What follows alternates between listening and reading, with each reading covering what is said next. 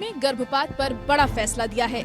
Supreme court ने कहा है कि भारत में अविवाहित महिलाओं को भी एमटीपी एक्ट के तहत गर्भपात का अधिकार है। सुप्रीम कोर्ट ने कहा है कि भारत में सभी महिलाओं को गर्भपात चुनने का अधिकार है। अदालत ने कहा है कि भारत में अविवाहित महिलाओं को भी एमटीपी एक्ट के तहत गर्भपात कराने का अधिकार है। सुप्रीम कोर्ट के इस फैसले का अर्थ ये है कि अब अविवाहित महिलाओं को भी 24 हफ्ते तक गर्भपात का अधिकार मिल गया है। सुप्रीम कोर्ट ने medical termination of pregnancy rules के नियम 3B का विस्तार दिया है। सामान्य मामलों में 20 हफ्ते से अधिक और 24 हफ्ते से कम के गर्भ के अबॉर्शन का अधिकार अब तक विवाहित महिलाओं को ही था। भारत में गर्भपात कानून के तहत विवाहित और अविवाहित महिलाओं में भेद नहीं किया गया है।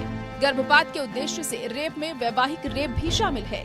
सुप्रीम कोर्ट ने विवाहित और अविवाहित महिलाओं के बीच गर्भपात के अधिकार को मिटाते हुए अपने फैसले में कहा है कि medical termination of pregnancy act से अविवाहित महिलाओं को लिव इन रिलेशनशिप से बाहर करना असंवैधानिक है। सुप्रीम कोर्ट ने अपने फैसले में कहा कि अनुच्छेद 21 के तहत प्रजनन की स्वायत्तता, गरिमा और गोपनीयता का अधिकार एक अविवाहित महिला को ये हक देता है कि वह विवाहित महिला के समान बच्चे को जन्म दे या नहीं।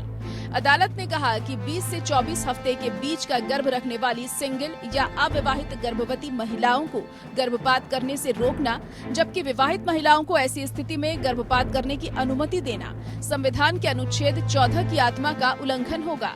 अदालत ने कहा कि किसी कानून का लाभ संकीर्ण पितृसत्तात्मक रूढ़ियों के आधार पर तय नहीं करना चाहिए। इससे कानून की आत्मा ही खत्म हो जाएगी। अदालत ने एमटीपी या medical termination of pregnancy act की व्याख्या करते हुए कहा कि एक महिला की वैवाहिक स्थिति उससे एक अवांछित गर्भ को खत्म करने के अधिकार को नहीं छीन सकती है। महिला चाहे विवाहित है या फिर अविवाहित, उसे एमटीपी एक्ट के तहत 24 हफ्ते तक के गर्भ का गर्भपात कराने का अधिकार है। अदालत ने कहा कि गर्भपात का उद्देश्य स्थापित करने के लिए रेप में वैवाहिक रेप भी शामिल है। अदालत ने कहा कि आधुनिक समय में कानून इस धारणा को छोड़ रहा है कि विवाह व्यक्तियों के अधिकारों के लिए एक पूर्व शर्त है।